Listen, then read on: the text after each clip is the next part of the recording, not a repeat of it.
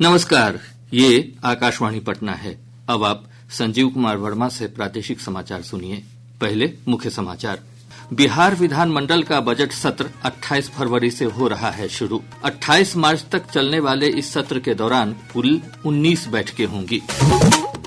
संसद में विपक्ष के नेता राहुल गांधी ने तेलंगाना की तर्ज पर बिहार में भी जातीय जनगणना कराए जाने की मांग की।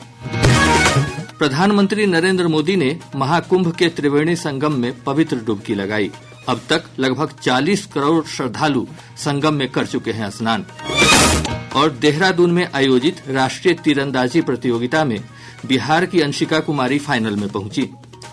स्वर्ण पदक के लिए दीपिका कुमारी से कल होगा मुकाबला। अब समाचार विस्तार से। बिहार विधानमंडल का बजट सत्र 28 फरवरी से शुरू हो रहा है। यह सत्र 28 मार्च तक चलेगा। इस दौरान कुल 19 बैठकें होंगी। सत्र के पहले दिन राज्यपाल आरिफ मोहम्मद खान दोनों सदनों की संयुक्त बैठक को संबोधित करेंगे। इसी दिन आर्थिक सर्वेक्षण पेश किया जाएगा। उप मुख्यमंत्री सह वित्त मंत्री सम्राट चौधरी 3 मार्च को वित्तीय वर्ष 2025-26 का आम बजट पेश करेंगे। संसद में विपक्ष के नेता राहुल गांधी ने तेलंगाना की तर्ज पर बिहार में भी जातीय जनगणना कराए जाने की मांग की है, जिससे यह पता चल सकेगा कि किस जाति की कितनी आबादी है। श्री गांधी ने आज पटना में स्वतंत्रता सेनानी जगलाल चौधरी की जयंती समारोह को संबोधित करते हुए कहा कि दलित, ओबीसी और आदिवासियों को उचित भागीदारी अभी तक नहीं मिल पाई है। लोग रिप्रेजेंटेशन की बात करते हैं। लोग कहते हैं कि हाँ, दलितों को रिप्रेजेंटेशन मिला, और ये सही है, रिप्रेजेंटेशन मिला, मगर पार्टिसिपेशन के बिना, पावर स्ट्रक्चर में शामिल होने के बिना रिप्रेजेंटेशन का कोई मतलब ही नहीं। मैंने आपको यहां स्टेज में बैठा दिया, 5 लोगों को यहां स्टेज में बैठा दिया, और फिर निर्णय पीछे से लिए जा रहे हैं, तो आपको स्टेज पे बैठाने का कोई मतलब ही नहीं है। उप मुख्यमंत्री विजय कुमार सिन्हा ने राहुल गांधी पर बिहार के लोगों को गुमराह करने का आरोप लगाया है। श्री सिन्हा ने दावा किया कि राज्य में कांग्रेस का जनाधार लगातार कम हो रहा है। राहुल गांधी जी का दौरा है, पूरे देश से साफ हो रहे हैं। बिहार में भी उनको भय लगा हुआ है, लेकिन बिहार की जनता मन मिजाज बना चुकी है। जो बिहारी शब्द को बदनाम किए हैं, बिहारी शब्द को गाली बनाए, वैसे लोगों की जमात के साथ वो बिहार के जनता को भरमा नहीं सकते। बिहार की जनता मोदी जी और नीतीश जी के डबल इंजन की सरकार के साथ चलने के लिए संकल्पित है। केंद्रीय मंत्री गिरिराज सिंह ने कहा है कि केंद्र सरकार के बजट में बिहार के विकास के लिए कई योजनाओं को मंजूरी दी गई है।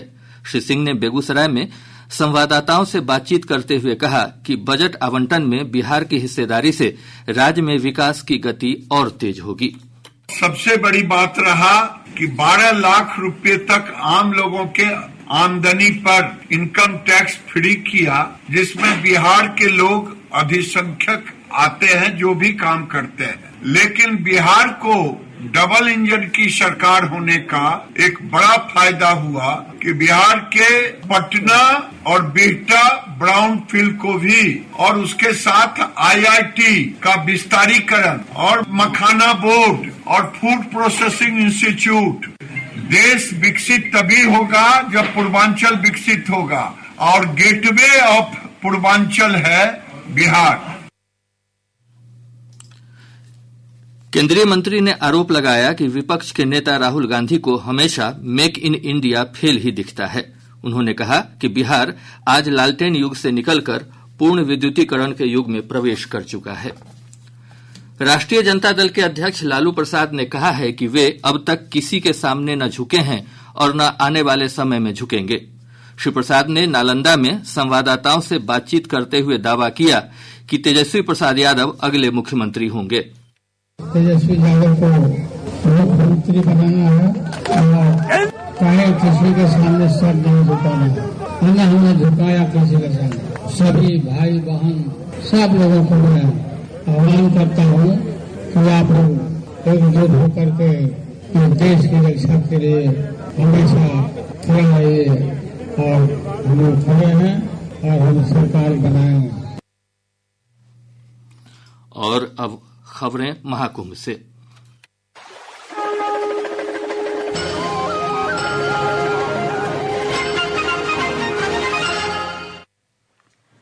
प्रधानमंत्री नरेंद्र मोदी ने आज प्रयागराज के महाकुंभ में त्रिवेणी संगम में पवित्र डुबकी लगाई।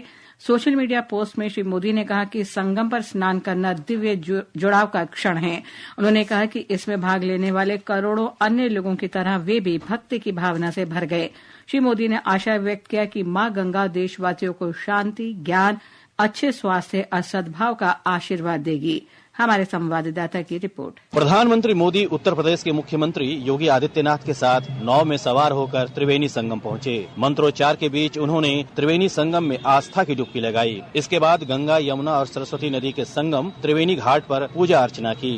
भारत की आध्यात्मिक और सांस्कृतिक विरासत को बढ़ावा देने और उसे संरक्षित करने की अपनी प्रतिबद्धता के अनुरूप प्रधानमंत्री ने तीर्थ स्थलों पर बुनियादी ढांचे और सुविधाओं को बढ़ाने के लिए कई कदम उठाए हैं। इससे पहले प्रधानमंत्री पिछले साल दिसंबर में प्रयागराज आए थे और उन्होंने 5,500 करोड़ रुपए की 167 परियोजनाओं की सौगात दी थी। यह मेला 26 फरवरी को महाशिवरात्रि तक चलेगा और अब तक 39 करोड़ से अधिक श्रद्धालु त्रिवेणी संगम में स्नान कर चुके हैं। दीपेंद्र कुमार, आकाशवाणी समाचार, प्रयागराज। केंद्रीय मंत्री किरेन रिजिजू ने भी आज महाकुंभ में पवित्र डुबकी लगाई। सोशल मीडिया पर एक पोस्ट में श्री रिजिजू ने सभी श्रद्धालुओं से मेला प्राधिकरण के दिशा निर्देशों का पालन करने का आग्रह किया, क्योंकि इसमें आने वालों की कुल संख्या अभूतपूर्व और अकल्पनीय है।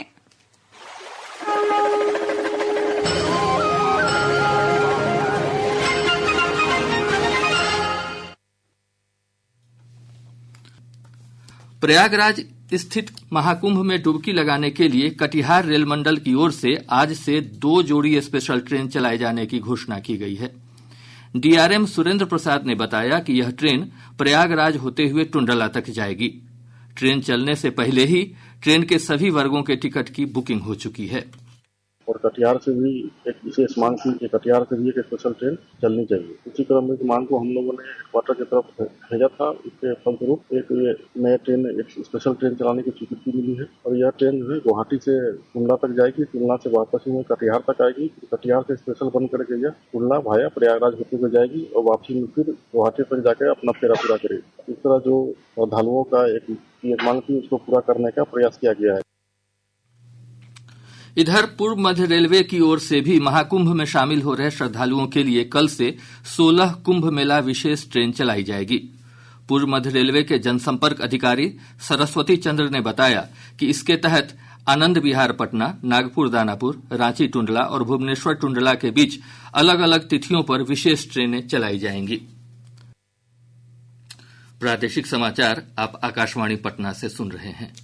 ताजा समाचारों के लिए आप हमारे एक्स हैंडल AIRnews_पटना पर जा सकते हैं। राष्ट्रपति द्रौपदी मुर्मू 25 फरवरी को एक दिवसीय दौरे पर पटना आएंगी। इस दौरान वे पीएमसीएच के शताब्दी समारोह में शामिल होंगी। पीएमसीएच के प्राचार्य डॉक्टर विद्यापति चौधरी ने बताया कि राष्ट्रपति ने स्थापना दिवस समारोह में शामिल होने की सहमति दे दी है। डॉक्टर चौधरी ने बताया कि राष्ट्रपति पीएमसीएच के पुनर्निर्माण के तहत तैयार पहले चरण के प्रशासनिक भवन का उद्घाटन भी करेंगी।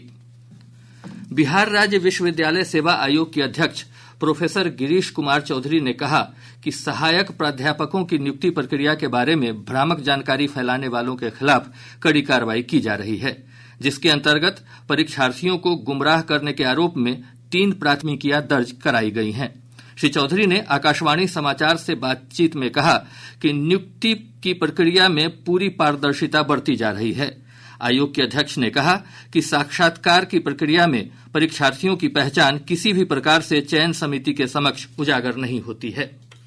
कैंडिडेट का आइडेंटिफिकेशन नहीं हो, इसके लिए बहुत प्रिकॉशन हम लोग लिए हैं। एक तो हो गया रोल नंबर कोड हो गया, कोडेड रोल नंबर है, कहीं पैरवी का कोई चांस नहीं रहा। अब कैंडिडेट आया तो आपको कैंडिडेट से नाम नहीं पूछना है, कहाँ से पढ़े हैं नहीं पूछना है, किसके अंडर में पीएचडी किए हैं नहीं पूछना है। ऐसा कोई चीज नहीं पूछना है जिससे पता चल सके कि कौन कैंडिडेट है, कहाँ का है, किस कैटेगरी का है, एससी है, एसटी है, ओबीसी है, विकलांग है। बिहार विद्यालय परीक्षा समिति ने मौसम में बदलाव को देखते हुए कल से इंटर की परीक्षा में परीक्षार्थियों के जूते मोजे पहनकर आने पर रोक लगा दी है। बोर्ड की ओर से जारी सूचना के अनुसार 1 फरवरी से शुरू हुई परीक्षा के लिए आज तक जूते मोजे पहनकर परीक्षा केंद्र में प्रवेश की अनुमति दी गई थी। गौरतलब है कि इंटर परीक्षा 15 फरवरी तक चलेगी। परीक्षा में लगभग 13 लाख परीक्षार्थी शामिल हो रहे हैं। सामुदायिक स्वास्थ्य पदाधिकारी सीएचओ की ऑनलाइन परीक्षा में हुए फर्जीवाड़ा मामले में आर्थिक अपराध इकाई ईओयू ने मुख्य अभियुक्त आदित्य कुमार उर्फ अंशु को गिरफ्तार कर लिया है। उसकी गिरफ्तारी नालंदा जिले के नगर नौसा थाना क्षेत्र के महानंदपुर गांव से हुई। इस मामले में यह 38वीं गिरफ्तारी है। प्रदेश के विभिन्न भागों में ठंड में लगातार कमी दर्ज की जा रही है।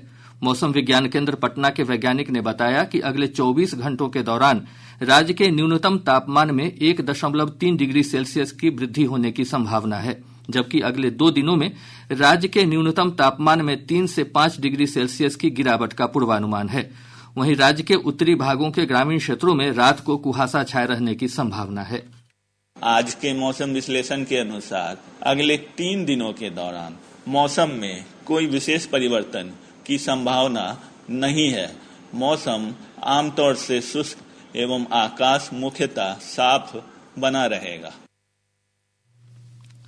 इधर आज पश्चिम चंपारण का मोतिहारी प्रदेश का सबसे ठंडा स्थान रहा, जहां का न्यूनतम तापमान 7.5 डिग्री सेल्सियस रिकॉर्ड किया गया। उत्तराखंड के देहरादून में आयोजित राष्ट्रीय तीरंदाजी प्रतियोगिता में बिहार की अंशिका कुमारी फाइनल में पहुंच गई हैं। अंशिका कुमारी ने सेमीफाइनल में झारखंड की यूथ वर्ल्ड चैंपियन और जूनियर वर्ल्ड चैंपियन कमलिका बारी को 6-5 से हराया। अंशिका कुमारी का कल स्वर्ण पदक के लिए दीपिका कुमारी से मुकाबला होगा। फाइनल मैच अपराह्न 2:30 पर खेला जाएगा।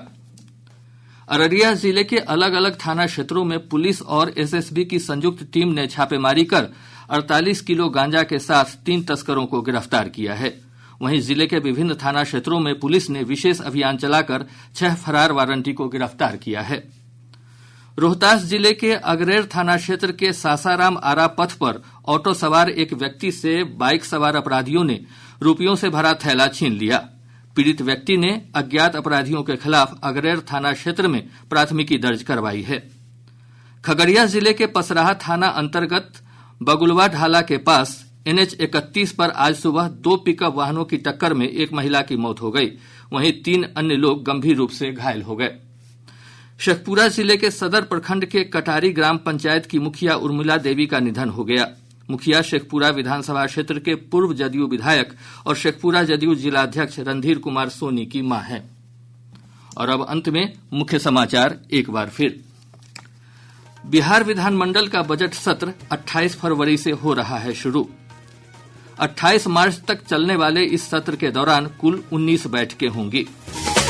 संसद में विपक्ष के नेता राहुल गांधी ने तेलंगाना की तर्ज पर बिहार में भी जातीय जनगणना कराए जाने की मांग की। प्रधानमंत्री नरेंद्र मोदी ने महाकुंभ में त्रिवेणी संगम में पवित्र डुबकी लगाई। अब तक लगभग 40 करोड़ श्रद्धालु संगम में कर चुके हैं स्नान। और देहरादून में आयोजित राष्ट्रीय तीरंदाजी प्रतियोगिता में बिहार की अंशिका कुमारी फाइनल में पहुंची। स्वर्ण पदक के लिए दीपिका कुमारी से कल होगा मुकाबला। इसके साथ ही आकाशवाणी पटना से प्रसारित प्रादेशिक समाचार का यह अंक समाप्त हुआ।